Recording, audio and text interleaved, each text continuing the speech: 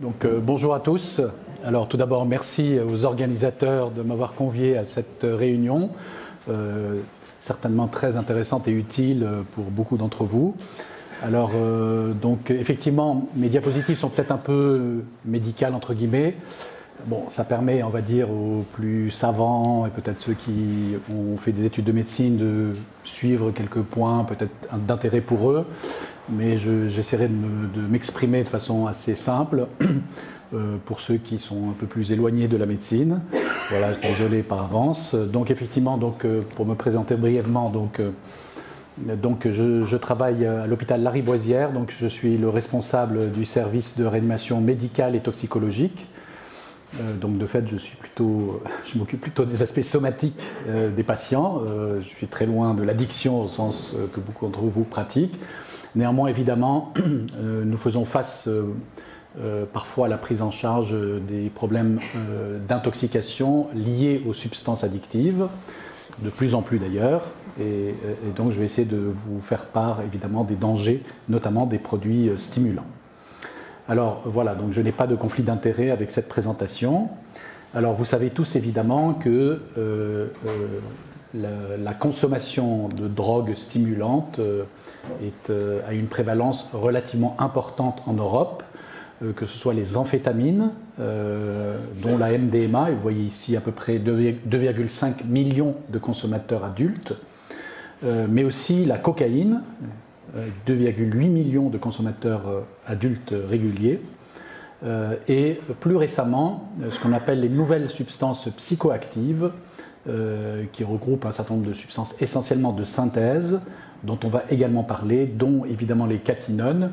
Et j'inclurai les cannabinoïdes de synthèse, même s'ils sont, on va dire, à l'intersection entre les stimulants et les psychodysleptiques illicites. Alors le problème évidemment, c'est que toutes ces consommations augmentent de façon assez inquiétante. Vous voyez à peu près multiplié par 3 en une quinzaine d'années, que ce soit la cocaïne, l'ecstasy, mais également ces fameuses nouvelles drogues en rouge ici, qui augmentent de façon extrêmement inquiétante. Alors la situation en France n'est pas la seule d'inquiétude. Vous voyez, ces nouvelles substances, dont les stimulants récréatifs, se sont répandus dans le monde entier. Et la France est quand même dans le peloton des têtes des consommateurs, ou en tout cas là où circulent ces substances récréatives. Alors, évidemment, si ça n'était que des consommations dans les fêtes, on ne serait probablement pas là et tout irait bien, et peut-être que finalement on consommerait nous-mêmes, parce que ça pourrait avoir un intérêt. Mais malheureusement, il y a quand même des problèmes de toxicité, et parfois des problèmes assez graves, mettant en jeu le pronostic vital. Et donc voici une étude effectuée dans les urgences des hôpitaux européens, représentant les 20 drogues les plus souvent à l'origine de consultations aux urgences pour des problèmes somatiques ou psychologiques. Et vous voyez très clairement entourés les deux principaux produits stimulants, alors, heureusement qui arrivent derrière l'héroïne, mais quand même. Et puis en rouge, donc déjà en 2015, un certain nombre de nouvelles substances psychoactives. Il faut savoir aujourd'hui, on estime qu'un consultant sur 4 aux urgences consulte en raison des effets toxiques de telles substances. Alors globalement, les produits stimulants ont à peu près le même type de toxicité. Donc évidemment, je ne vais pas répéter mes messages à chacun des types, mais globalement, c'est le cerveau qui peut être atteint avec des troubles neurologiques et de comportement, le cœur avec des problèmes du rythme cardiaque et de la fonction myocardique de façon essentielle, mais ça n'est pas les seuls. On peut avoir évidemment des problèmes rénaux, des problèmes de la coagulation, des problèmes métaboliques et de contrôle du milieu intérieur, avec notamment un tableau typique dont on va discuter qui s'appelle le syndrome sérotoninergique, avec des problèmes de fièvre. Donc l'ensemble de ces problèmes, évidemment, met en jeu le pronostic vital, et un certain nombre de ces patients vont se retrouver en réanimation. Alors pour preuve, cette étude faite récemment à l'hôpital Lariboisière par les cardiologues, et donc en fait ils ont étudié la prévalence dans les unités de soins intensifs cardiologiques des patients qui sont détectés positifs aux drogues récréatives alors qu'ils viennent pour des problèmes d'infarctus, d'œdème pulmonaire et autres problèmes cardiaques. Et on voit très clairement que 11% sont positifs. Ça montre quand même que probablement c'est supérieur à la population générale, mais en tout cas c'est assez inquiétant. Et on voit évidemment encadré en rouge que les stimulants récréatifs sont relativement bien représentés. Et donc vous voyez, pas loin de 2% de ces patients sont positifs à la cocaïne, aux amphétamines, à la MDMA. Sachant que ces dépistages ne sont pas intéressés aux nouvelles drogues de synthèse et que, au global, la consommation ou l'exposition à une drogue de synthèse, même si bien sûr le lien entre l'événement cardiaque et la présence du toxique n'est pas uniciste, eh bien, cette exposition représente un facteur de risque indépendant de développer une maladie cardiaque aiguë justifiant d'une admission en unité de soins cardiologiques x 8. Donc autrement dit, si vous consommez une drogue, vous avez 8 fois plus de risque de vous retrouver en USIC pour un problème cardiaque très grave mettant en jeu votre pronostic. Alors, la consommation des stimulants est encore un problème beaucoup plus sérieux aux États-Unis, parce qu'évidemment, comme vous voyez, d'abord, ils augmentent dans des proportions encore plus importantes qu'en Europe, mais surtout, évidemment, ils se conjuguent à la consommation de fentanyl, et il est très probable que cette co-consommation est accélérée de façon exponentielle les décès par overdose au fentanyl au cours des 5 dernières années. D'ailleurs, les spécialistes parlent désormais de la 4e vague de décès par opioïdes liée justement à ces co-consommations entre le fentanyl d'un côté et les drogues stimulantes, cocaïne et surtout méthamphétamine évidemment aux États-Unis. Alors, ce que je vous propose, pour être un peu, on va dire, clair, c'est de présenter les 4 grandes familles de toxiques stimulants et de préciser pour chacune les risques principaux, même si, comme tout le monde l'a compris, probablement tout donne tout. Donc, évidemment, mais je vais, on va dire, focaliser sur les principaux problèmes en fonction de chaque drogue pour être un peu schématique, mais tout peut se rencontrer avec tout.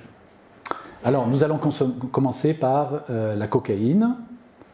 Alors, évidemment, les premiers problèmes liés à la consommation de cocaïne sont des problèmes essentiellement neurologiques.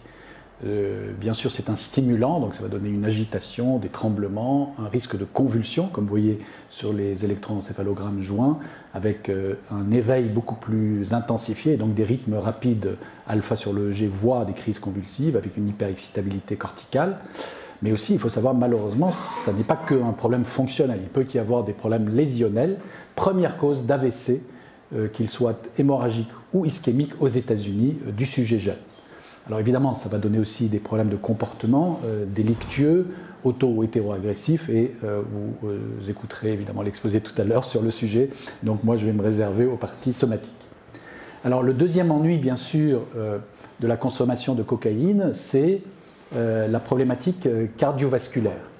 Et donc évidemment, la cocaïne, par des mécanismes qui sont représentés sur le graphe ici, va donner à la fois des risques sur le rythme cardiaque et la conduction de l'influx cardiaque, mais également, comme vasoconstricteur puissant, des conséquences sur les coronaires, et donc un risque évidemment d'infarctus. Mais également, comme vous voyez, c'est un produit oxydant et donc il favorise les plaques d'athérome, ce d'autant plus qu'il est conjugué au tabac en termes de consommation. Il active les plaquettes, il donne une coagulopathie et tous ces mécanismes conjugués font que vous risquez très rapidement, au cours de votre consommation, au long cours, de vous retrouver à l'hôpital en réanimation pour un problème cardiaque aigu. Alors, je ne vais pas rentrer dans les détails, mais vous pouvez, mon diaporama sera disponible pour ceux qui veulent. J'ai mis juste ici un tableau montrant que la cocaïne agit quasiment sur tous les transporteurs, canaux du cœur, et donc perturbe à tous les niveaux le rythme et la conduction cardiaque.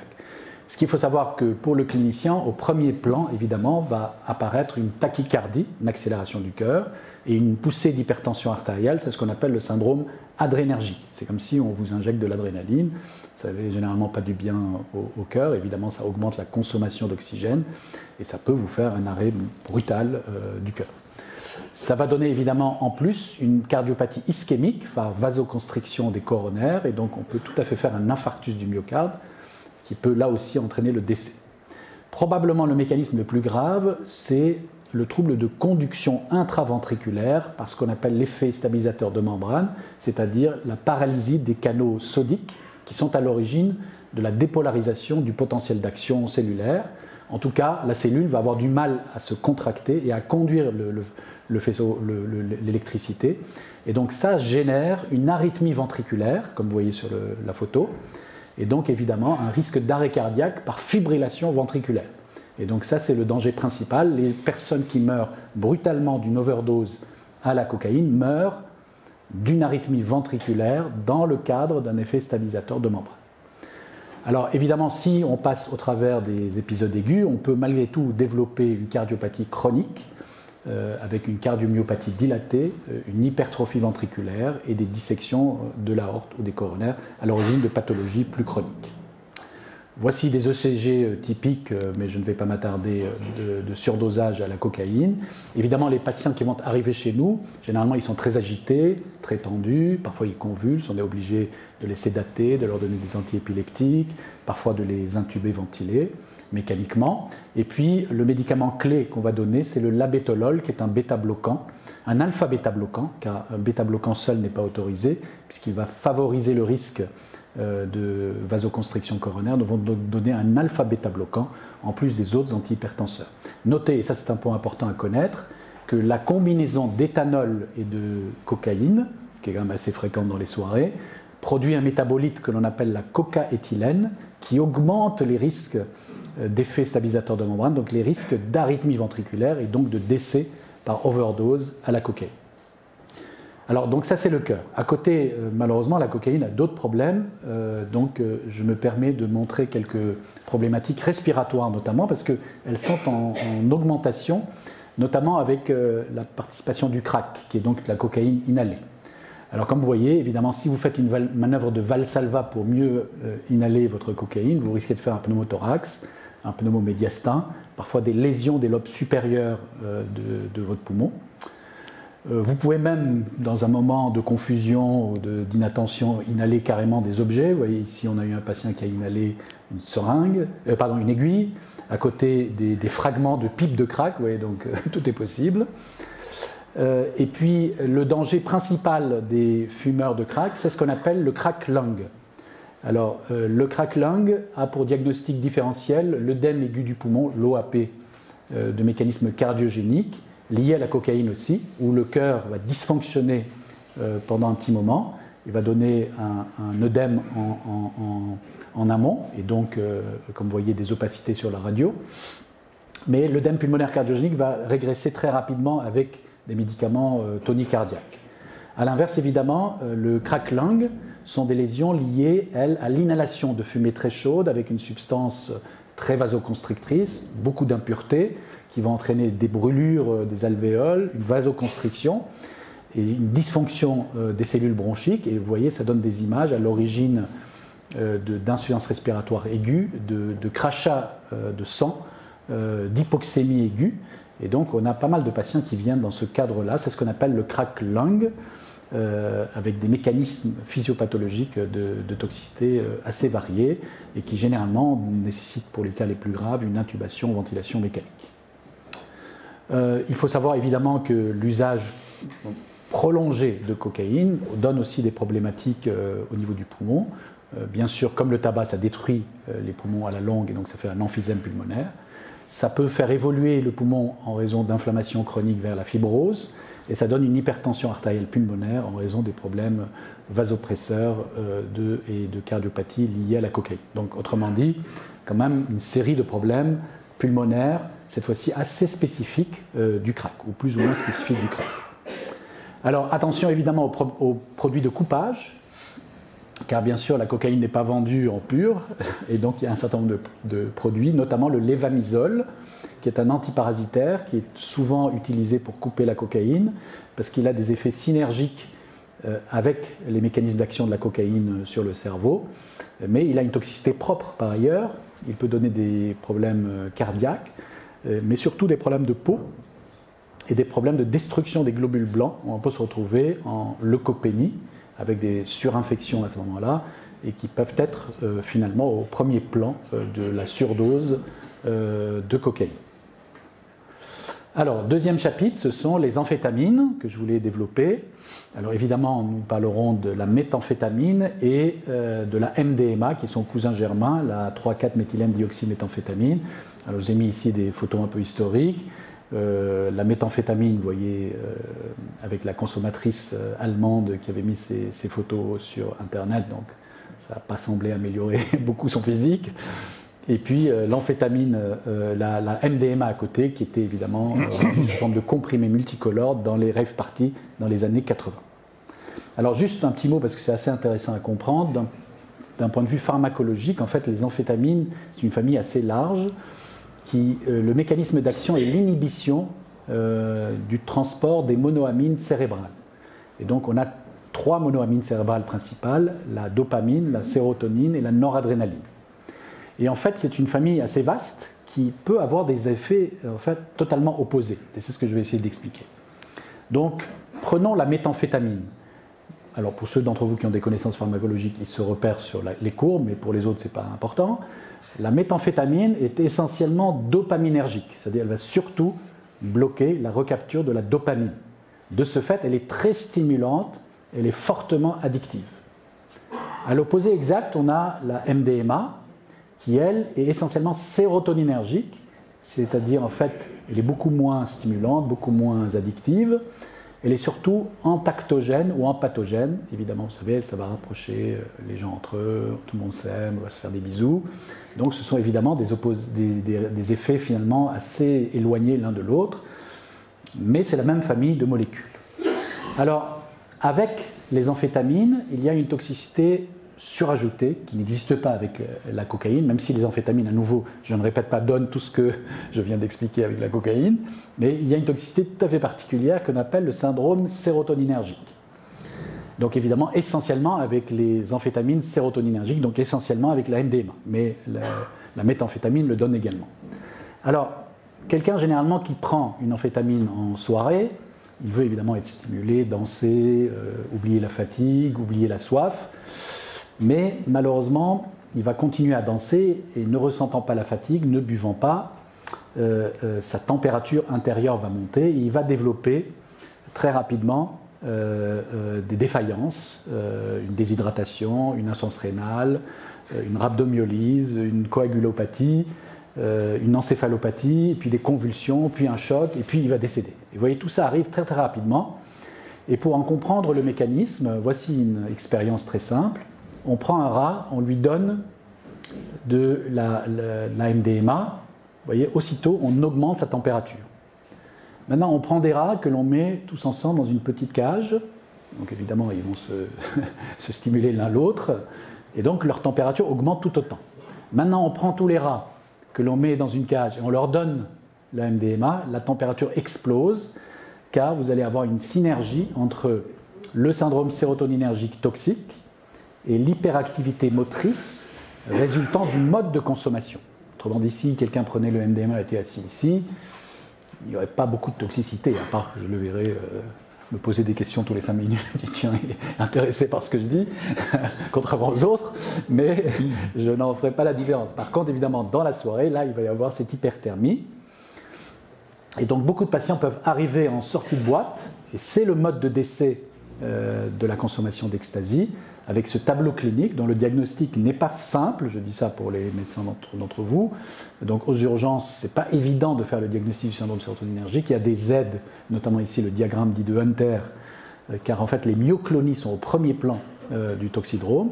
Et si en fait on ne fait pas le diagnostic, car c'est une erreur souvent faite, c'est-à-dire on pense que la personne a un peu de fièvre parce qu'elle a inhalé de travers ou suite à une convulsion, eh bien le processus va progresser vers la défense multiviscérale en quelques heures.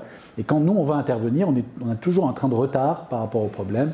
Et malheureusement, ça aboutit au décès très rapide en quelques heures de patients jeunes. Et donc très rapidement, en fait, il faut évidemment prendre les patients, les réhydrater, les refroidir par voie externe. Parfois, on est obligé de les curariser pour relâcher les muscles, pour les refroidir. Sinon, ils montent à des températures de plus de 42 degrés.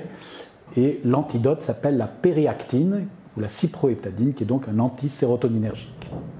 Donc voilà, pour les amphétamines, il y a donc, en plus de tous les problèmes que j'ai dit avant, il y a le problème du syndrome sérotoninergique qui est au premier plan. Alors, troisième catégorie dont je voulais dire un mot, ce sont les catinones de synthèse. Alors, pour ceux qui ne les connaissent pas, mais j'en doute, donc évidemment, les catinones de synthèse sont des dérivés de synthèse de l'acatinone, qui est le principe actif du cat. Et aujourd'hui, évidemment, on a des multiples de catinones. Ils sont toutes, évidemment, illicites. Et vous voyez au milieu, j'ai mis une photo que j'avais téléchargée en 2012. Donc avant que ça devienne illicite, à l'époque, on pouvait acheter un sachet entier de méphédrone à l'époque à 10 €. Aujourd'hui, évidemment, ça coûte beaucoup plus cher. Alors, pour être bien clair, en fait, les catinones sont des sortes d'amphétamines. Et vous voyez sur les molécules que j'ai mises, elles ressemblent tout à fait aux amphétamines, si ce n'est qu'elles ont un groupement céto en plus, en jaune, mais elles ressemblent tout à fait aux amphétamines. Et donc, ce sont des molécules de synthèse sur mesure, car évidemment, on peut tout à fait les classer entre les deux pôles que j'ai déterminés tout à l'heure, le pôle sérotoninergique et le pôle dopaminergique. Donc, vous allez voir des catinones qui sont très stimulantes, comme la méthamphétamine, et d'autres très zen, comme le MDMA. Et vous avez exactement tout, et donc c'est une palette qui fait effectivement que chaque consommateur peut prendre la catinone qu'il veut en fonction de ses besoins, en fonction de son rôle dans la soirée, mais malheureusement, évidemment, ces produits s'accompagnent de toxicité. Alors on ne sait pas si c'est plus ou moins que les amphétamines classiques, à mon avis tout autant, et des toxicités, comme vous voyez, un peu du même type que la cocaïne et les amphétamines. Donc ça va donner d'abord des problèmes adrénergiques, donc tachycardie, hypertension, agitation, des problèmes d'encéphalopathie, de confusion, de convulsions, des problèmes sérotoninergiques, donc de myoclonie, de fièvre, et puis des problèmes de lésions d'organes, avec le même genre de problèmes, des AVC, des convulsions, des problèmes cardiaques, rénaux, etc., et des décès. Donc on voit que c'est à peu près la même chose que les amphétamines. Il n'y a pas d'études comparatives pour savoir si c'est moins dangereux ou plus dangereux, mais comme ça quand on regarde, on a l'impression que c'est tout aussi dangereux que les amphétamines classiques. Alors vous savez évidemment, elles sont essentiellement consommées dans les soirées de chemsex. Et donc ici vous avez un petit bilan un peu de ces soirées. Voilà, donc Anne-Baptiste, j'ai vu dans la salle, donc c'est son travail. Et on voit évidemment qu'aujourd'hui les catinones les plus utilisées, c'est la 4-mec et la 3-MMC. Plutôt, voilà, et que ce sont des catinones qui donnent des problèmes. On voit des problèmes neurologiques, des problèmes cardiaques. Il y a même des décès, et je crois qu'elle a 8 cas de décès liés à l'utilisation de catinones donc dans les soirées. Donc finalement, c'est quand même aussi problématique comme consommation. Alors il faut savoir que souvent, les catinones sont conjuguées avec le GHB ou le GBL dans les soirées chemsex pour justement atténuer un peu les effets stimulants parfois excessifs. Et malheureusement, nous, on reçoit en réanimation beaucoup de ces patients parce que, essentiellement, évidemment, quand vous mettez en plus un sédatif, celui-ci va éteindre transitoirement totalement les effets stimulants. Et donc, les patients, cette fois-ci, nous arrivent dans le coma, souvent dans un coma profond, intubé ventilé. Et vous voyez, quand on compare les gens qui ont pris du GHB seul ou du GHB avec des produits stimulants, il y a à la présentation initiale pas de différence. C'est-à-dire le GHB va l'emporter sur la stimulation et va mettre le patient dans un coma profond. Mais le GHB s'élimine très rapidement. Et donc, en 1 à 2 heures, le GHB s'élimine. Et à ce moment-là, soit le patient n'a consommé que du GHB, il se réveille quasiment normal, il veut rentrer à la maison avec une petite amnésie, mais tout va bien pour lui. Soit il se réveille complètement disjoncté. Et à ce moment-là, apparaît l'effet de la catinone qui, elle, dure 2 à 3 jours en plus. Et donc, les patients doivent rester en réanimation à ce moment-là. Mais l'effet initial est masqué par la prise de GHB. Alors, dernière catégorie sur laquelle je voulais présenter, c'était les cannabinoïdes de synthèse. On va dire, elles ont des effets stimulants, c'est pour ça que je voulais en parler, même si elles ont aussi un effet psychodysleptique assez marqué par rapport aux autres. Mais en fait, vous allez voir que, évidemment, avec ces produits de synthèse, maintenant, quasiment tout donne tout. Donc, c'est pas évident de différencier les choses. Alors, évidemment, Là, on ne va parler pas du cannabis THC de la plante, qui lui, évidemment, donne un certain nombre des effets que je vais donner, mais beaucoup moindres. Par contre, évidemment, des produits de synthèse issus du laboratoire, qui, eux, comme vous voyez, donnent des effets beaucoup plus importants, parce qu'évidemment, ces cannabinoïdes ont des affinités aux récepteurs CB1, qui sont les récepteurs aux endocannabinoïdes, beaucoup plus élevés, jusqu'à 700 fois plus importantes que le THC, ce qui va entraîner évidemment des effets beaucoup plus puissants, des durées d'effets beaucoup plus longues, des symptômes beaucoup plus intenses, des sévérités beaucoup plus importantes. On estime dans les séries d'intoxication aux cannabinoïdes de synthèse à peu près 5 à 10% doivent passer en réanimation, et malheureusement aussi des décès qui sont publiés. Alors, juste pour ceux qui ne savent pas, voilà comment est produit le cannabinoïde de synthèse. Donc, on détourne un produit chimique d'une société de chimie classique, on le vaporise sur de l'herbe et on coupe l'herbe en petits morceaux et on le met dans des petits sachets et on le vend. Alors, les choses évidemment sont devenues connues du grand public avec cette publication dans le New England Journal of Medicine, qui est le grand journal de la médecine, car un matin, le 12 juillet 2016, eh bien, les New-Yorkais se sont réveillés à Brooklyn et ont vu une centaine de patients errer dans les rues comme des zombies. Et donc évidemment la police américaine les a tout de suite arrêtés et après enquête, ça s'est révélé qu'ils avaient tous consommé dans la soirée ce cannabinoïde de synthèse qui est montré ici. Donc évidemment déjà la photo en elle-même n'inspire pas beaucoup. Enfin, ils sont devenus des zombies dans les rues. Alors quelles sont les toxicités? Donc on va globalement distinguer les premières générations un peu anciennes qui ne sont pas plus puissantes que le THC. Donc là, les gens vont surtout venir pour des tableaux digestifs, éventuellement des convulsions au maximum, des confusions, mais pas plus.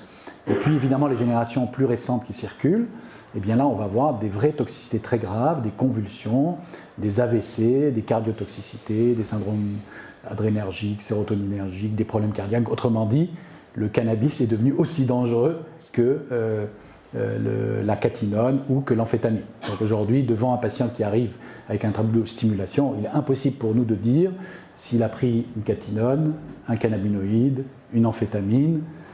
Peut-être la cocaïne, on peut un peu distinguer, mais le reste, c'est quasiment impossible.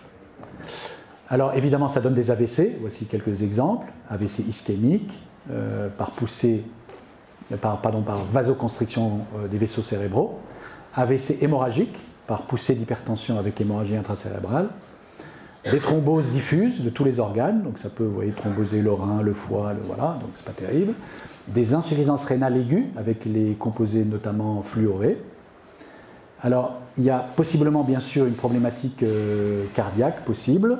Alors, pour les cannabinoïdes de synthèse, c'est un peu discuté dans la littérature, mais il y a de plus en plus d'arguments pour penser, évidemment, un peu comme la cocaïne, à un moindre niveau comme les amphétamines, les cannabinoïdes et les catinones agissent aussi sur le cœur et donnent des problèmes du rythme et de conduction et des problèmes au long cours liés à la fonction cardiaque. On peut mourir de la consommation de cannabinoïdes de synthèse, voici un exemple.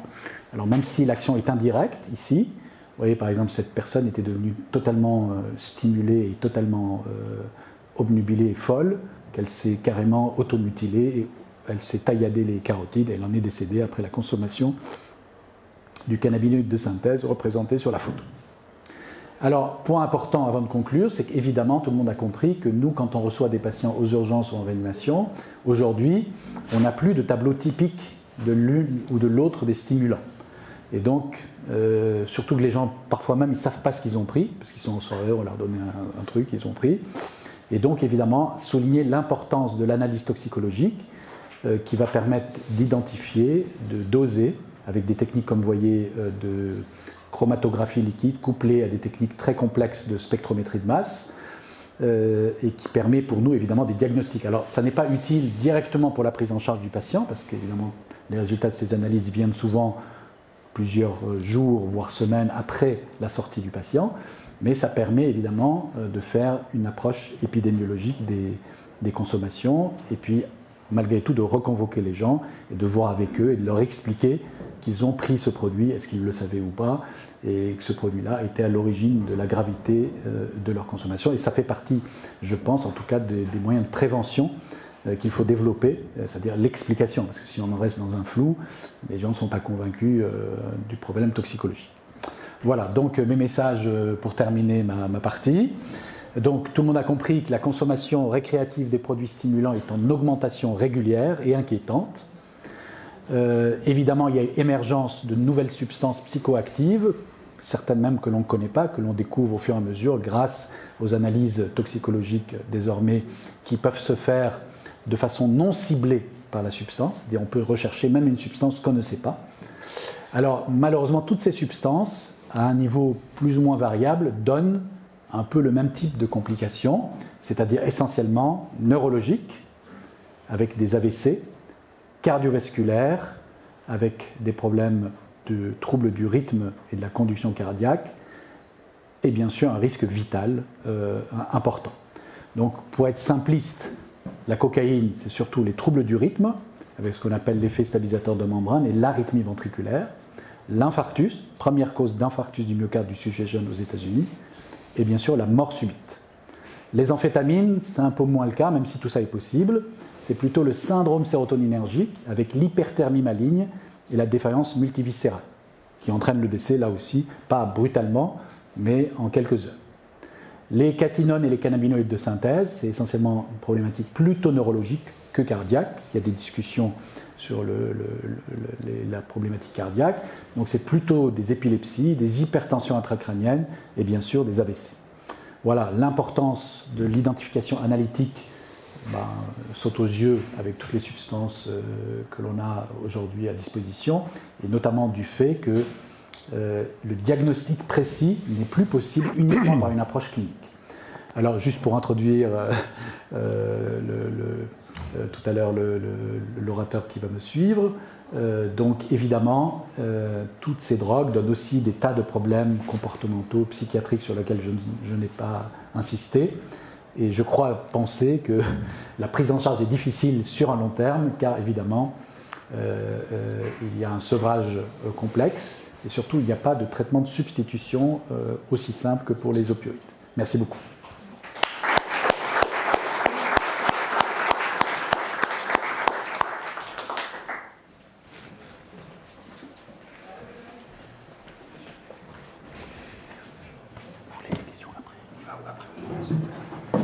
Pour le relais direct, on discutera après.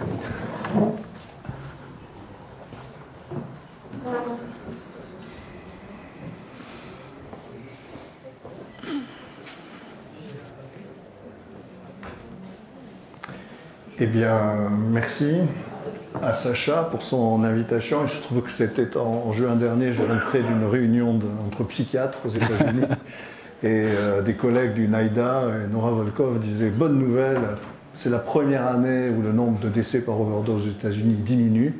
On passait de 112 000 morts à 111 000 morts. Donc la première année, en tout cas, où il y avait une légère diminution. Deuxième nouvelle importante, au rythme où vont les choses, il est possible que les décès par surdose aux stimulants dépassent les décès par surdose aux opioïdes dans les années qui viennent. Donc c'est sur cet aspect-là que je vais reprendre avec des diapos complémentaires de celles que vient de nous présenter Bruno pour montrer cette quatrième vague. Et puis ensuite, effectivement, parler des actions de réduction des risques qui sont proposées, mais également, malgré tout, de traitement des personnes qui présentent des dépendances ou aux stimulants. Alors c'est un plaisir aussi d'intervenir après Bruno, parce que nous avons été très, très longtemps à la commission des stupéfiants et psychotropes à l'Agence du médicament, lui du versant toxicologie, réanimation, moi plutôt du côté addicto. Alors ce dont je vais vous parler, c'est un petit rappel épidémiologique, on vient d'en parler. C'est les États-Unis, mais en France, on commence à avoir des signaux qui attirent l'attention, donc c'est quelque chose à surveiller et peut-être à anticiper. Un point qui est important aux États-Unis et qui l'est aussi en France, c'est la fréquente association aux opioïdes, avec un surrisque évidemment en termes de toxicité, et d'autre part des risques qui sont peut-être spécifiques aux stimulants, notamment la méconnaissance des risques liés aux usages de stimulants qui sont souvent banalisés, mais aussi le sous-repérage peut-être des problèmes de troubles de l'usage des stimulants. Alors quelle prévention, quel RDR, ça sera la question. Et puis utiliser aussi le traitement évidemment des dépendances aux stimulants comme étant une forme de prévention des décès par surdosage. Et je finirai par un éloge de la réduction des risques, de l'approche globale et de la santé publique, parce qu'on verra que pour faire face à ces questions-là, il faut aussi agir sur le logement, sur la nourriture, sur l'accompagnement social, et que ce sont des éléments clés au-delà de quelques éléments médicaux que je vais vous présenter. Alors ça, c'est l'augmentation des décès par surdosage aux États-Unis, vous le savez, avec le début de la stabilisation que vous voyez à droite, et maintenant une légère diminution. Il y a une diapo qui complète celle qui a été présentée tout à l'heure, mais alors je vous invite à la regarder de près, puisqu'on voit la première phase, la première vague, c'est l'oxycodone, l'oxycontin, donc des opioïdes antalgiques. La deuxième vague, c'est en bleu foncé dessous, vers le milieu, c'est l'héroïne, qui va prendre le relais à partir du moment où les autorités américaines vont mieux contrôler la prescription en fait, d'oxycontin. Et ensuite, une fois que l'héroïne va occuper le marché, les Mexicains vont développer le fentanyl, c'est la troisième vague, avec une augmentation de la mortalité, évidemment, puisque le fentanyl est encore plus toxique. C'est-à-dire à chaque fois qu'on essayait de résoudre un problème, en fait, on se retrouvait avec une calamité supplémentaire, on passait de Caraïbes en Scylla. Mais ce sur quoi j'attire votre attention, c'est ça. Qui monte gentiment et qui s'accélère ces dernières années, c'est amphétamine et cocaïne. Donc si vous ajoutez ces deux causes de mortalité, vous voyez qu'on se rapproche effectivement de la mortalité liée au fentanyl aux États-Unis. Donc c'est une tendance vraiment à prendre en compte de manière importante, puisqu'on va se rendre compte que la pente que vous voyez à droite avec les stimulants est plus rapide et va vraiment dans le sens d'un développement continu, alors que la pente des opioïdes est un peu plus élevée, mais commence à se stabiliser. Donc l'avenir est à peut-être anticiper cette problématique. Alors si on s'intéresse aux opioïdes, un point important par rapport aux opioïdes, vous le voyez, c'est la stabilisation et la diminution. À gauche, c'est les opioïdes sur prescription, donc c'est oxycontin, oxycodone. À droite, c'est l'héroïne. Et vous voyez une diminution très nette pour l'héroïne ces dernières années des décès par overdose. Donc ça, c'est un point important. Puis on arrive à la quatrième vague, celle qui nous réunit aujourd'hui. Vous voyez ce que je vous montrais tout à l'heure, l'augmentation rapide des décès par surdosage aux stimulants. Alors ce qu'ils appellent stimulants, ça réunit cocaïne et amphétamine, en fait, et surtout méthamphétamine aux États-Unis, avec une augmentation qui est extrêmement rapide. Et vous voyez que cette augmentation est liée à la combinaison d'une augmentation extrêmement sensible, c'est ce que vous voyez à gauche, en jaune, de l'augmentation des décès par stimulant en association avec des opioïdes. Mais même sans association avec des opioïdes, ce que vous voyez en gris, il y a quand même une augmentation de décès liés aux stimulants seuls, sans combinaison avec des opioïdes. Et là, si on regarde comment les choses se passent par rapport au décès toujours impliquant des psychostimulants, on voit à gauche avec la méthamphétamine cette augmentation extrêmement sensible avec une partie en jaune qui est essentiellement liée à la combinaison avec des opioïdes de synthèse. Et à droite, vous voyez la cocaïne avec le même phénomène. C'est la coprésence en fait opioïdes de synthèse et stimulants qui semble être la plus redoutable. Ça, c'est la même chose, je passe. Alors cette association avec du fentanyl, en clair, est parfois liée à des choix en fait, des usagers, comme on avait connu autrefois avec les speedballs, où les stimulants et les opioïdes venaient contrebalancer les effets négatifs ou excessifs de l'autre. Et aux États-Unis, actuellement, à propos de l'association méthamphétamine et héroïne, parle plutôt de goofball. Et actuellement, ces associations sont beaucoup plus faites par les dealers, effectivement, sans que les usagers soient nécessairement au courant. Et quand on fait des analyses, on se rend compte qu'il y a une présence de fentanyl dans pratiquement 15% des échantillons de méthamphétamine, ce qui évidemment est quelque chose qui est extrêmement dangereux pour des gens qui ne sont pas au courant en fait, du fait qu'il y a un opioïde aussi puissant assorti à leur stimulant de référence. Là, par rapport aux usages, on se rend compte en haut à gauche, c'est les passages aux urgences. Et vous voyez une augmentation régulière des passages aux urgences pour la cocaïne et pour les psychostimulants sans opioïdes. Et en fait, quand les associations restent relativement marginales. En revanche, en termes de mortalité, c'est l'inverse évidemment, ce qui va tuer, c'est l'association.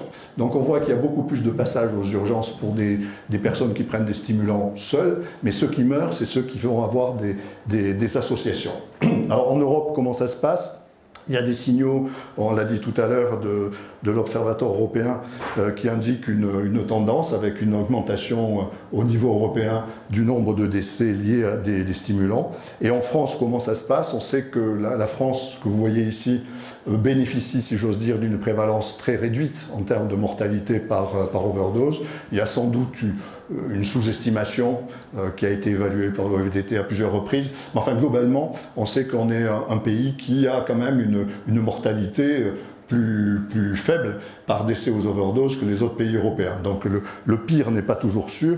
Néanmoins, et je suppose que nos amis de Grenoble ce matin qui coordonnent l'enquête drame au niveau national pour les CEIP et en lien avec la NSM vous l'a montré, quand on regarde la répartition par type de produit des causes de mortalité par overdose dans notre pays, on voit que parmi les catégories qui se développent dans cette espèce de couleur bordeaux, il y a la cocaïne et évidemment il y a les amphétamines au-dessus.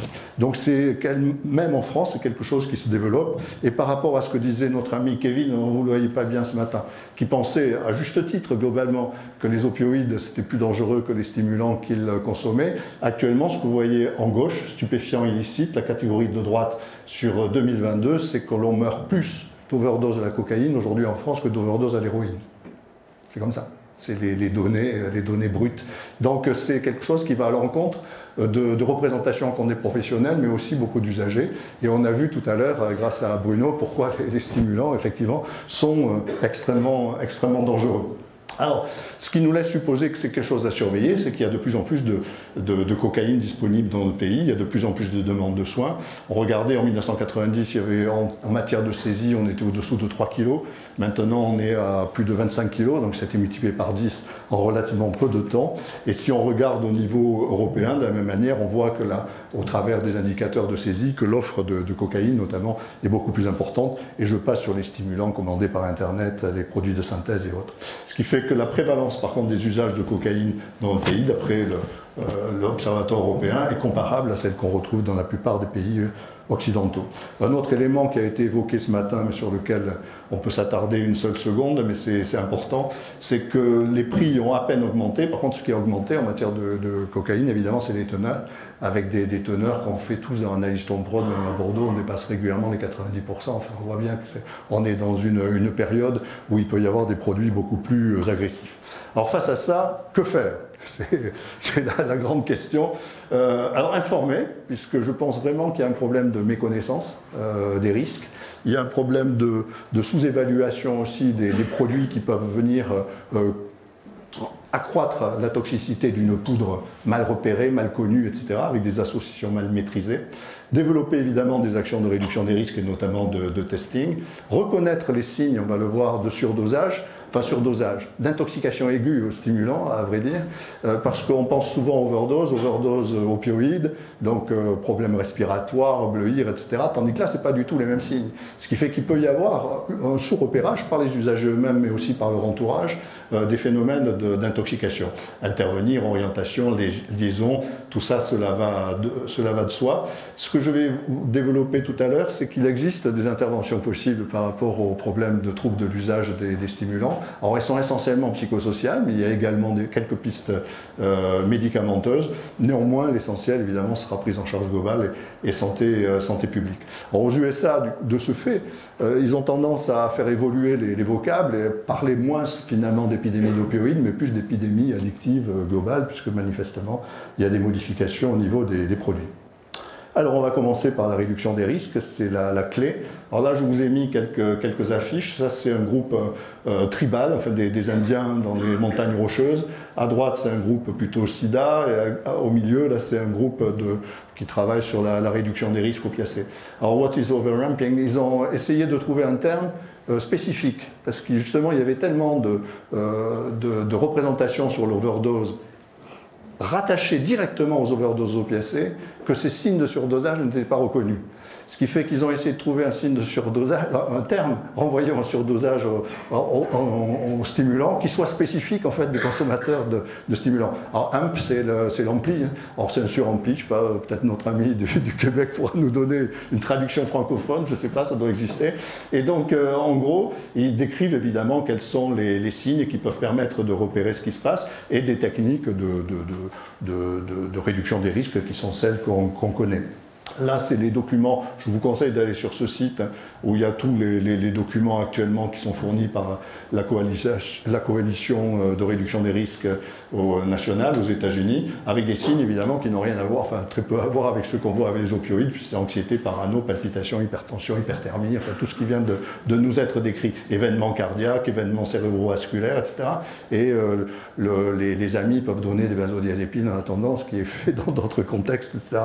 Donc il y a un certain nombre de choses à repérer et à faire, avec là des documents de cet ordre qui reprennent les mêmes choses, qu'on connaît, rafraîchir, hydrater, soutenir, rassurer, vérifier qu'il n'y a pas de vulnérabilité cardiaque, avoir un endroit calme, faire des dosages de produits si possible pour voir ce qu'il y a dedans, etc. etc. Donc autant d'actions de réduction des risques qui sont à connaître, peut-être à promouvoir dans notre contexte, puisqu'il n'est pas inenvisageable que ce type de problème soit amené à se développer. Alors un point qui est intéressant aussi, puisqu'aux États-Unis ils meurent beaucoup quand il y a l'association des deux, c'est que maintenant il y a des petits tests très simples avec des bandelettes qui permettent de repérer s'il y a du fentanyl dans la poudre qu'on utilise. Sachant que, vous voyez les prix sur Amazon, c'est 100 bandelettes pour 105 $, donc c'est pas cher, ça fait $1 la bandelette, et c'est peut-être aussi parmi les choses qui seront à réfléchir, c'est très simple à faire et à utiliser. Ça, c'était la RDR année 2010, mais enfin, on avait dit pas mal de choses. Alors, en matière de thérapeutique, puisqu'il n'y a pas de traitement de substitution, effectivement, néanmoins, il y a des choses à faire. Alors, la première chose à faire, c'est, je vais essayer de faire un lien avec le chapitre réduction des risques juste avant, c'est que, contrairement à ce qu'on pense, la réduction des consommations de cocaïne ou d'amphétamine est possible. On partait beaucoup du principe que c'est une addiction sous influence. C'est-à-dire que si on a du produit et qu'on peut en prendre, il est impossible pratiquement de réduire, il faut arrêter. En fait, on se rend compte qu'il y a un certain nombre de protocoles, aussi bien psychosociaux qu'avec l'aide de médicaments, qui peuvent permettre à des personnes de réduire leur niveau de consommation, d'avoir un niveau de consommation un peu plus contrôlé, un peu plus régulé. Et comme par enchantement, les bénéfices sur la santé suivent, avec une réduction de score ASI, une évaluation globale. Vous voyez, l'usage réduit, c'est en marron, en général, c'est à peu près à mi-chemin entre l'abstinence, où là les bénéfices sont majeurs, et l'absence de réduction en bleu, où les bénéfices évidemment sont mineurs avec l'accompagnement standard. Donc en gros, la réduction des niveaux de consommation permet d'avoir des bénéfices, et ça ne peut pas être un objectif en soi qu'on pourrait ne pas adopter. On évoquait ce matin que ça avait été long dans le domaine de l'alcool, encore plus dans le domaine du tabac. Pour les stimulants, pareil, il y avait un peu cette idée-là que c'était pratiquement impossible. En fait, c'est possible et c'est bénéfique. Ensuite, cette étude-là, c'est celle-là qu'il faut que vous méditiez, c'est Science, donc c'est très robuste. C'est des protocoles expérimentaux faits chez l'homme et qui ont démontré, ce qui est intéressant, c'est que la punition ne marche pas avec des addicts à la cocaïne. Donc c'est quelque chose à retenir pour des raisons qui sont en partie des raisons neurobiologiques. Alors c'est vrai, globalement, on peut le penser pour beaucoup de gens qui ont des problèmes d'addiction, mais c'est particulièrement vrai pour les addicts aux stimulants. Ils ne réagissent pas favorablement, dans le sens que vous souhaitez, à des sanctions. Et en fait, on se rendra compte que ce qui fonctionne le mieux par rapport à des gens qui sont dépendants des stimulants, c'est plutôt l'environnement favorable, c'est plutôt des renforcements positifs, etc. C'est comme ça. Alors, c'est pas très moral vis-à-vis de certaines personnes qui considèrent que la seule morale en la matière, c'est la sanction et la punition, mais c'est la seule voie qui est efficace, y compris dans des modèles expérimentaux. Alors, pour arriver à faire cela, quels sont les outils dont on peut disposer ? En matière de psychothérapie et de suivi social, c'est l'axe numéro 1, parce que là, il n'y a pas de médicament qui a un effet tout à fait miraculeux. Et en l'occurrence, les techniques psychologiques qui vont fonctionner le mieux, ça a été évalué, c'est des entretiens motivationnels, la gestion des contingences. Alors ça renvoie à ce que je vous montrais dans Science, la gestion des contingences, c'est vous souhaitez arrêter, très bien, on va vous accompagner, on va vous suivre, vous venez tous les jours, à chaque fois que vous aurez des urines négatives, c'est-à-dire que vous n'aurez pas de cocaïne dans vos urines, $10. Si vous continuez à venir le lendemain, c'est toujours pareil, $10, la semaine suivante c'est $20, ainsi de suite. Donc c'est un renforcement positif. Vous vous souvenez ce qu'on voyait tout à l'heure avec le petit modèle, c'est renforcer, récompenser en fait, soutenir la volonté du sujet de réduire ou d'arrêter sa consommation. Le deuxième mouvement, c'est le renforcement communautaire.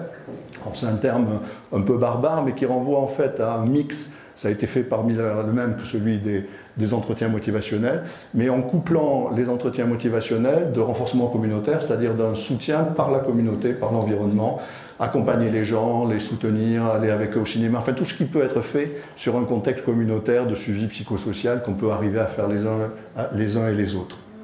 Les TCC, etc.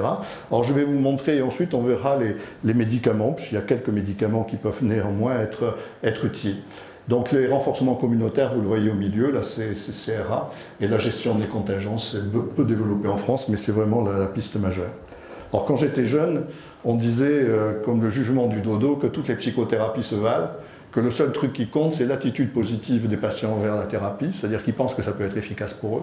Le deuxième, c'est l'attitude chaleureuse et soutenante du thérapeute. Et le troisième, c'est la constance du cadre thérapeutique. C'est quelque chose en quoi je crois. Rosenzweig avait tout dit. C'est-à-dire qu'indépendamment, toutes les études montrent que ce qui va marcher, c'est un thérapeute face à une personne qui a confiance en lui, presque indépendamment de la technique utilisée.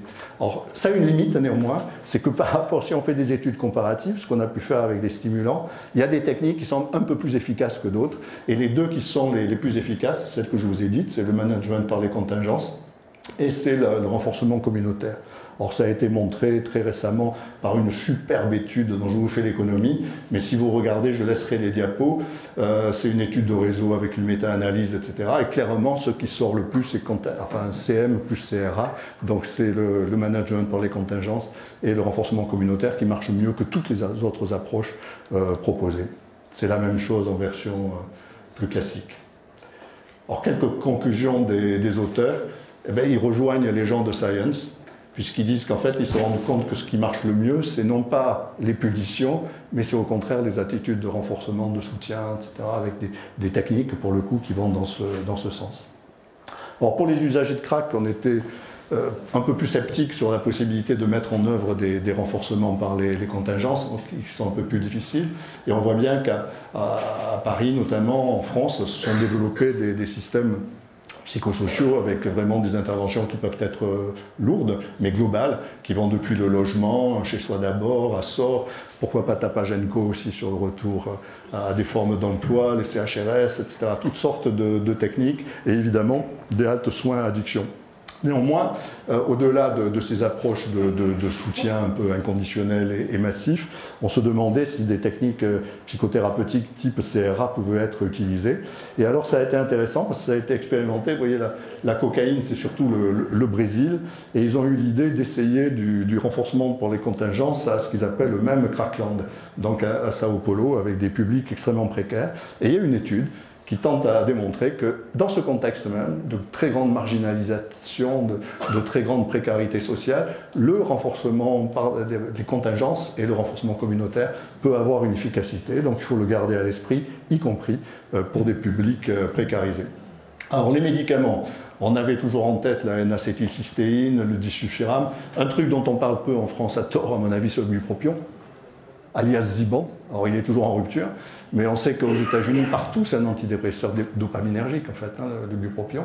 Et c'est sans doute un des médicaments qui peut être relativement efficace dans ce contexte. Et ce qu'on utilise plus abondamment, nous tous, évidemment, c'est le topiramate. Alors il y a des perspectives aussi, côté approche un peu substitutive, pour le coup, avec du méthylphénidate, des produits de ce genre. Alors je vais vous montrer juste un petit exemple. Ça, c'est topiramate pour le traitement de l'addiction à la cocaïne, un essai randomisé contrôlé. Vous regardez topiramate contre placebo en termes de... Et vous voyez le résultat avec une proportion évidemment beaucoup plus importante sous topiramate de personnes qui ont un effet tout à fait bénéfique. Alors voilà ce que ça donne en termes de tableau. Vous aurez ça pour les médecins, vous pouvez retenir ça. Vous voyez en vert, c'est plutôt bon signe, en rouge, c'est pas bien. Et en vert, ce qui va sortir, c'est le bupropion pour l'aide à l'abstinence, et c'est les psychostimulants, et dessous, c'est le topiramate. C'est les trois que je viens de vous dire. Et en termes de prévention de la rechute, vous allez retrouver certains antidépresseurs, notamment la sertraline. Vous allez retrouver également d'autres antidépresseurs sérotoninergiques. Et en termes, là aussi, de rétention, ça va plutôt être les régulateurs de l'humeur. En revanche, l'inconvénient, le disulfiram qui est conseillé pour des tas de choses, lui, il est en rouge en termes de rétention, ce qu'on connaissait bien par rapport à l'alcool. C'est-à-dire que c'est un médicament que les gens n'aiment pas beaucoup.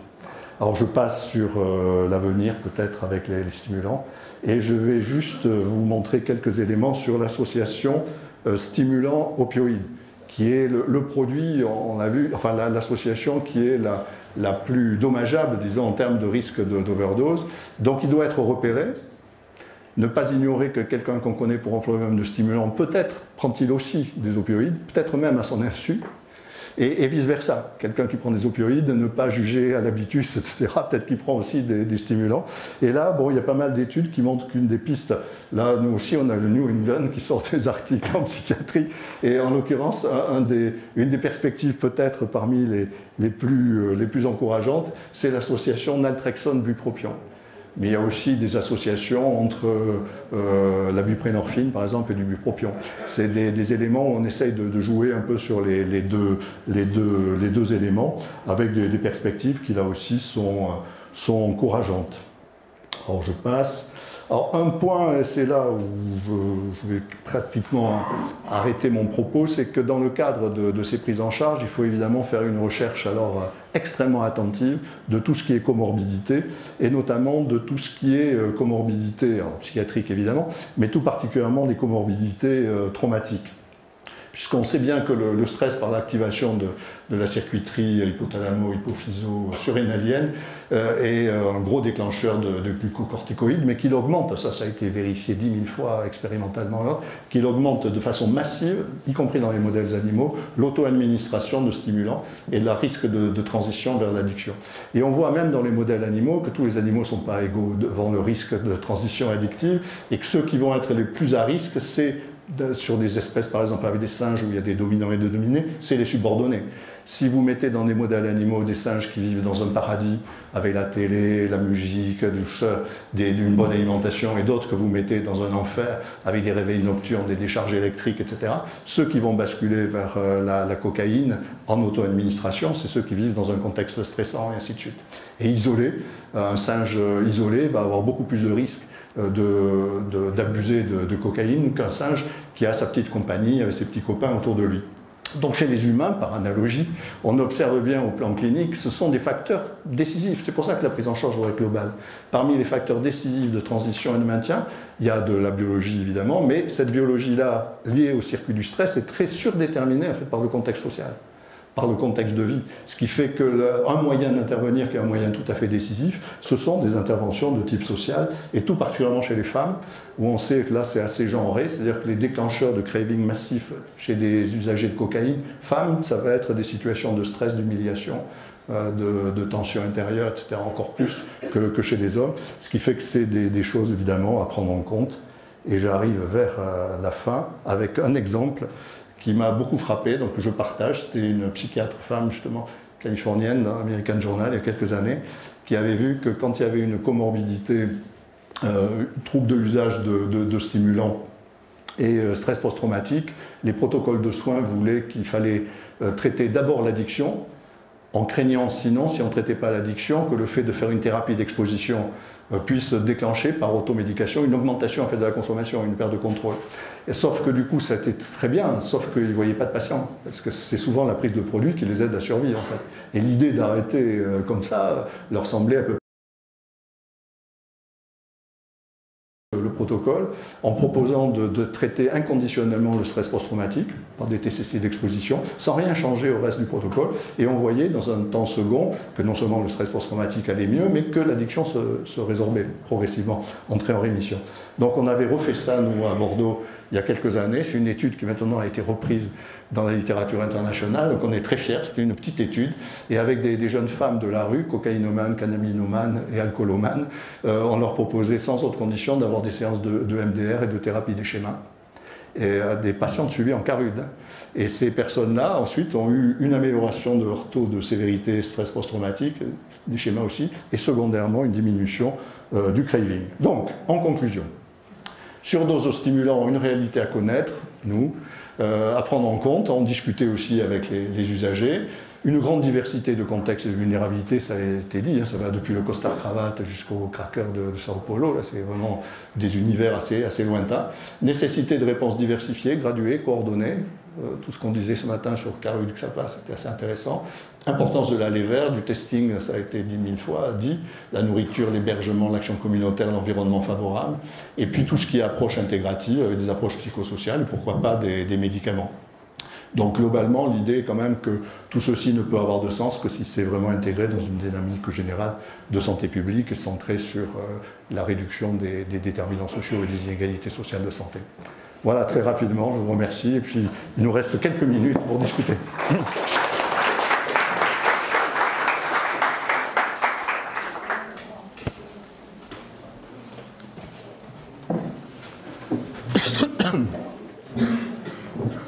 Merci beaucoup à tous les deux. J'imagine qu'il y a des questions, donc je ne vais pas parler trop longtemps, mais c'est la parole.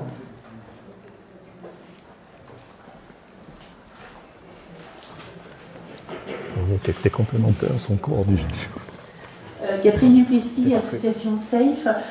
Je reviens sur votre présentation au professeur Degarwan parce que j'ai été interpellée par la question des produits et le fait que maintenant, à l'arrivée dans le service, on ne sait pas forcément le produit consommé.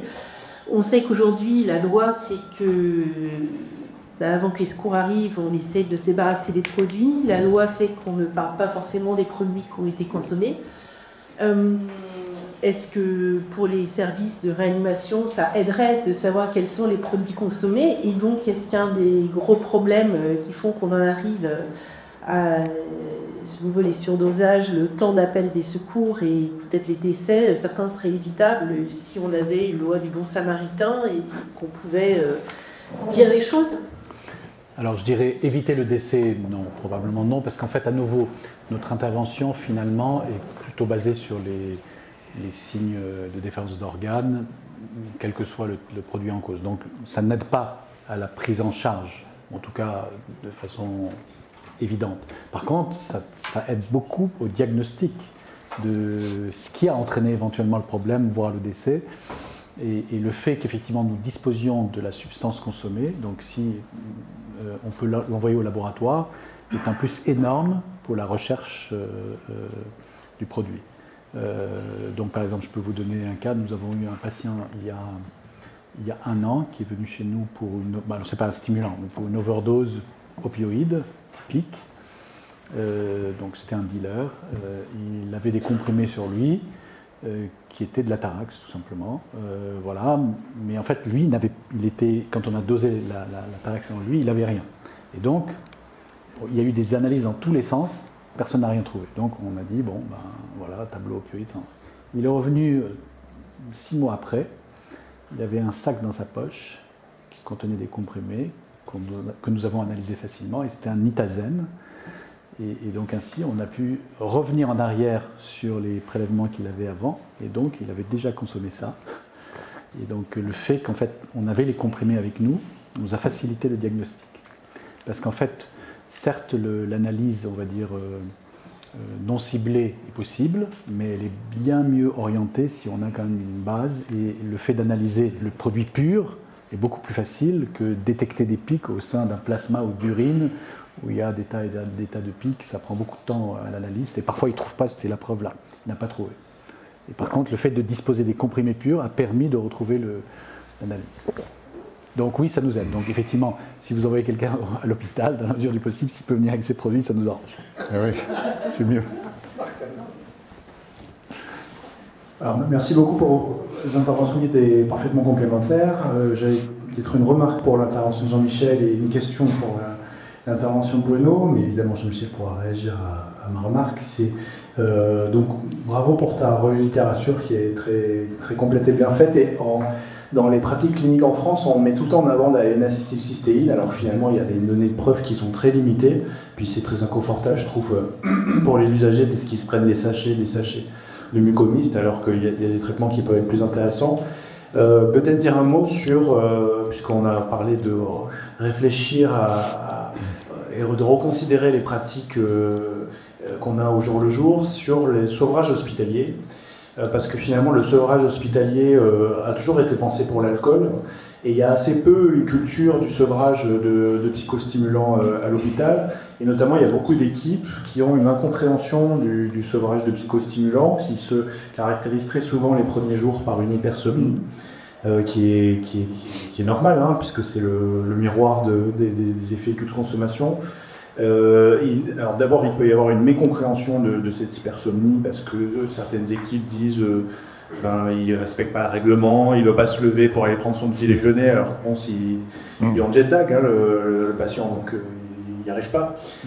Donc il y a déjà évidemment une culture à diffuser, et puis il y a peut-être des réflexions à avoir sur les modalités de prise en charge de nursing de ces personnes, puisque jusqu'à présent, les patients qui arrivent à l'hôpital, on réfléchit toujours en termes d'analogie avec le sevrage d'alcool. Or, ce n'est pas du tout les mêmes produits. Et il y a peut-être des choses à creuser là-dessus. C'était marrant. Pour Bruno, une question. Alors, c'est peut-être naïf comme question, mais est-ce que la toxicité qu'on voit aux psychostimulants est essentiellement liée au mode d'action principal de blocage des transporteurs de catécholamine? Et dans ces cas-là, sur un plan pharmacologique, toxicologique, est-ce que ça te paraîtrait théoriquement possible qu'on ait des antidotes, c'est-à-dire une molécule qui se fixe sur les transporteurs de dopamine et de noradrénaline, mais qui soit inactif et qui du coup soit peut-être plus affine.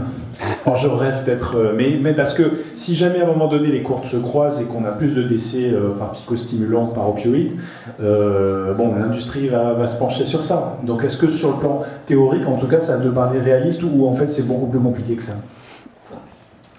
On va dire, bon, malheureusement c'est plus compliqué, ça aurait été simple sinon. Alors je dirais, la toxicité effectivement fait appel à différents récepteurs. Alors par exemple pour la cocaïne, il y a bien sûr la toxicité sur les récepteurs adrénergiques, alpha et bêta.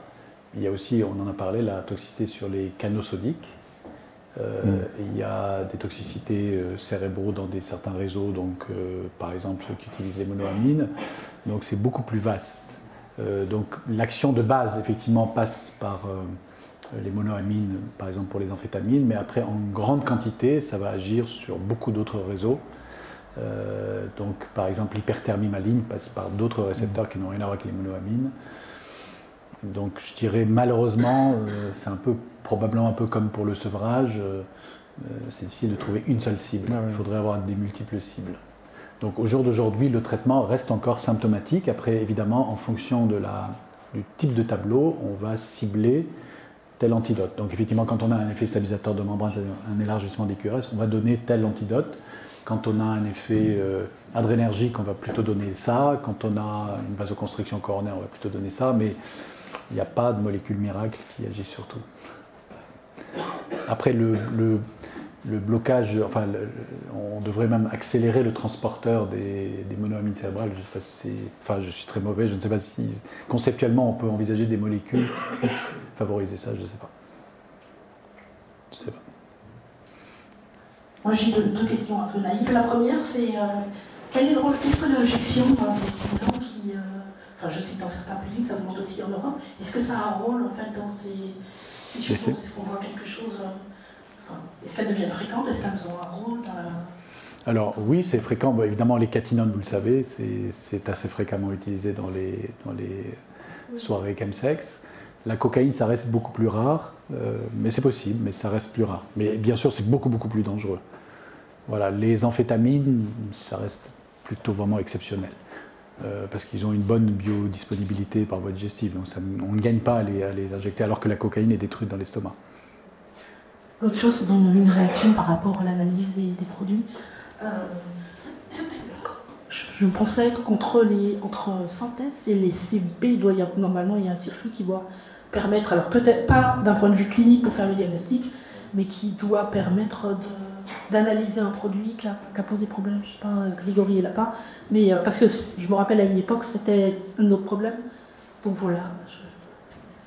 Débrouillez-vous, mais trop bien. Non, mais il y a quelque chose, en fait. Il existe un circuit. Absolument. Il est peu utilisé, mais il existe. Oui. Quand nous, on nous informe qu'il y a une problématique, on va investiguer au niveau de la phytovigilance pour savoir ce qui s'est passé et on va essayer de récupérer le produit. Ou sinon, si jamais il y a eu une analyse toxicologique qui a été faite dans un hôpital lambda, contacter le laboratoire pour qu'il transfère le tube aussi sur un laboratoire spécialisé, parce que la problématique, c'est que tous les produits de synthèse ne vont pas se voir dans une analyse traditionnelle. Cannabinoïdes, on ne va pas le voir cannabis, un opioïde de synthèse, on ne va pas le voir sur les opiacés. Donc il y a tout ce travail d'investissement et le lien justement avec synthèse pour faire l'analyse du produit. Donc ça se fait voilà, en région, tout à fait, cette collaboration.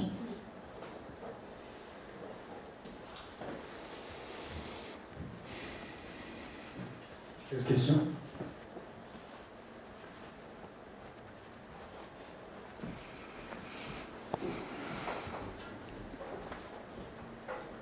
Aussi, merci pour les deux présentations, c'était super intéressant. Je voulais juste pointer une petite limite par rapport à l'utilisation des bandelettes. Jean-Michel, tu évoquais cette idée. Ça me paraît pourquoi pas pertinent. Par contre, en fait, si jamais on se dirige vers ça un jour, il faut bien être conscient des limites aussi de ces bandelettes qui donnent des faux positifs parfois. Et en plus de ça, on présuppose qu'on sait à quoi on t'attend. Donc c'est tout à fait opportun, j'imagine, aux États-Unis, où on sait déjà qu'il y a une crise par rapport aux fentanyloïdes. Et par rapport à ce que je vous ai partagé ce matin sur l'arrivée des cannabinoïdes, par exemple, si on avait utilisé ces bandelettes-là auprès des usagers d'héroïne, eh ben, on se serait complètement planté. Parce qu'en fait, ça ne positive pas aux cannabinoïdes de synthèse, par exemple. Donc il y a aussi des stratégies d'adaptation à l'inconnu. Donc quand on analyse des substances, a priori aujourd'hui, se positionner dans cet inconnu en fait, permet d'envisager tout plutôt que de cibler une molécule en particulier. Alors si demain on a une vague de fentanyl dans toute la France, l'utilisation, la démocratisation de ces bandelettes pourrait être envisageable. On n'y est pas tout à fait encore, et donc là pour le moment on aurait plutôt tendance à se dire il faut utiliser beaucoup de bandelettes de plein de molécules différentes. Ça paraît un peu compliqué à envisager aujourd'hui. Il faut juste préciser ça. C'est sûr, néanmoins, c'est intéressant cette expérience-là parce que c'est largement utilisé aussi en autotest. Et je pense que l'avenir va aller dans ce sens-là. On voyait les difficultés, nos relations sur le terrain régionalement, nous c'est en Nouvelle-Aquitaine, sont excellentes entre le CEIP en l'occurrence et puis les liens qu'on peut avoir avec l'OFDT. Néanmoins, il y a des lourdeurs, il y a des lenteurs. Ce qui est normal, lié au système lui-même. C'était une des raisons pour lesquelles il fallait développer Anaïs Tomprod, je pense, qui est très utile en termes de retour direct et rapide pour les usagers. Je pense que là, c'est une illustration. C'est-à-dire la situation américaine, effectivement, on voit bien que c'est la présence du fentanyl dans les échantillons de stimulants qui booste, même s'il y a des gens qui meurent uniquement avec des stimulants, mais ça booste le danger. Donc pour eux, c'est très intéressant de disposer de ça. Donc c'est plus une réflexion où il faut essayer de voir comment, en fonction de l'évolution des choses et des produits disponibles dans notre pays, on pourrait peut-être adapter des systèmes de cet ordre qui seraient en quelque sorte autogérés, ce qui est quand même une perspective super intéressante. Par ailleurs, bon, le faux positif en ce domaine, c'est pas trop grave.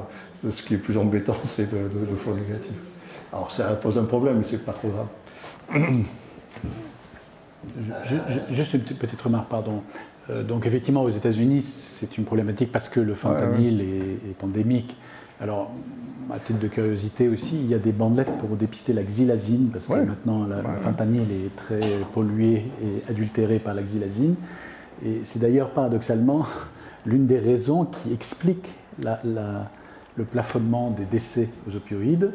D'abord parce que des gens finissent par renoncer, à cause des lésions cutanées induites par la xylazine, finissent par renoncer à consommer parce que justement en testant leur fentanyl, ils trouvent de la xylazine et préfèrent ne pas consommer. C'est une des raisons avancées de possible baisse des mortalités. Il y a une autre raison, mais qui est sinistre, mais qui est propre au processus épidémique, c'est le décès des personnes. Les gens les plus sensibles. Quand on est à 1 million de morts, les personnes qui, hélas, étaient les plus vulnérables sont décédées. Ce qui fait que, typiquement, c'est des moments où, en termes d'épidémiologie, il va y avoir nécessairement, heureusement, on a vu ça avec la Covid. Une érosion, oui, on a vu ça avec la Covid. Oui. Oui, mais Patrick Favret de l'association CEF. Jean-Michel, je reconnais bien là ton niveau. Tu n'es plus président de la fédération Addiction. On a ramé quand même comme des bœufs sur le problème des surdoses opioïdes en se disant que la RDR était véritablement au rendez-vous et qu'il y avait vraiment de grands progrès à faire. Et finalement, au bout du compte, tu nous annonces que ce qui est de l'ordre des surdoses n'a plus rien à voir avec les opioïdes et qu'on a une autre vague en fait qui arrive. Un peu comme Pascal Benat, si tu veux montrer un truc qui est que la cirrhose alcoolique a d'être dépassée par la cirrhose non alcoolique. Et là, on est en face un peu d'un truc comme ça. Moi, je ne sais pas du tout comment l'assistance recense ce truc-là, mais j'ai pas l'impression que les éléments que tu nous aies donnés soient 1 rassurants, 2 pragmatiques, 3 pratiques, 4 opérationnels. Il y avait notamment un point, alors je sais qu'aux États-Unis c'est d'un commun, c'est le cas de le dire, c'est le soutien communautaire. Le soutien communautaire en France me semble un tantinet plus compliqué.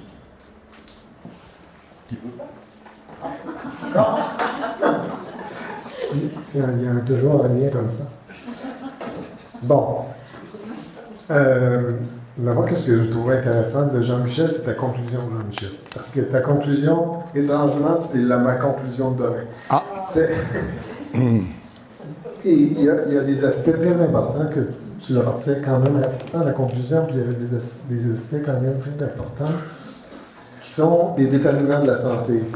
Les déterminants structuraux, les déterminants sociaux de la santé, qui sont, je pense, au cœur de, quand on parle des surdoses, qui sont au cœur de la réponse qu'on doit avoir par rapport aux surdoses. Donc ça renvoie à toutes sortes de choses, là, mais ça renvoie notamment à des aspects qui sont de l'ordre de la vulnérabilité des personnes, la précarité des personnes, mais aussi des aspects socio-économiques, de facteurs environnementaux. Et souvent, on a tendance, puis c'est un peu normal aussi, par rapport à un problème tel que les surdoses, de mettre l'accent sur les données épidémiologiques, de comprendre la cause, d'essayer de trouver, creuser plus profondément que possible, de comprendre où tout ça émerge et de comprendre le phénomène. Et nous, qu'est-ce qu'on s'est rendu compte après un certain moment? On a passé par le même type de chemin, d'essayer de se comparer avec les États-Unis, avec le reste du Canada. En fait, le Québec c'est pratiquement un copier-coller avec vous. Hein. C'est-à-dire que les surdoses opioïdes, c'est plus marginal, c'est des substances stimulantes qui sont les premières causes de mortalité de surdose au Québec. C'est peu le fentanyl, pratiquement pas beaucoup, c'est environ 20% des surdoses opioïdes qui sont du fentanyl. Donc on n'est pas dans une crise de fentanyl, on n'est pas dans une crise des surdoses opioïdes, on est dans un phénomène de surdose, de mortalité par surdose tout court, lié à une toxicité des drogues qu'on voit de plus en plus alarmante parce qu'il y a une multiplication des drogues de synthèse, puis aussi une méconnaissance de l'usage et une consommation. De mon cas, moi, par exemple, quand vous évoquiez le mélange stimulant avec GHB, moi, quand je me ramassais à l'hôpital, vous parliez, je me voyais en réanimation. Je me voyais en réanimation, je me réveillais de GHB, puis là, j'avais la pêche, hein, je voulais faire des trucs. J'avais ce coup-là qu'elle prenait au Gardello. Mais c'est ça qu'on voit, c'est ça la réalité aussi des usagers. Et le temps qu'on passe à essayer de creuser, mais je pense que ça prend ça aussi d'avoir un aspect de compréhension du phénomène, mais au-delà de la compréhension du phénomène, c'est plus sur l'action qu'on doit mener sur le terrain, à savoir mettre en place des espaces, comme on disait, d'ouverture de dialogue, comprendre les mécanismes sous-tendant à notre consommation intrinsèque à chaque personne pour pouvoir être en mesure d'avoir des réponses adaptées et adaptables à la situation, parce que la situation est en constante mutation et le temps qu'on pense que c'est peut-être là on est en fait parler aujourd'hui sur les psychostimulants, mais peut-être que dans la rue c'est même plus ça qui se passe, peut-être que dans la rue c'est complètement d'autres choses qui se passent à ce moment-là, on ne sait pas. Donc, c'est là qui est tout le défi. Et je pense que quand on met le focus sur les déterminants structuraux et les déterminants sociaux de la santé, mais on est gagnant un peu de force grâce à ça. Très bien. reste une question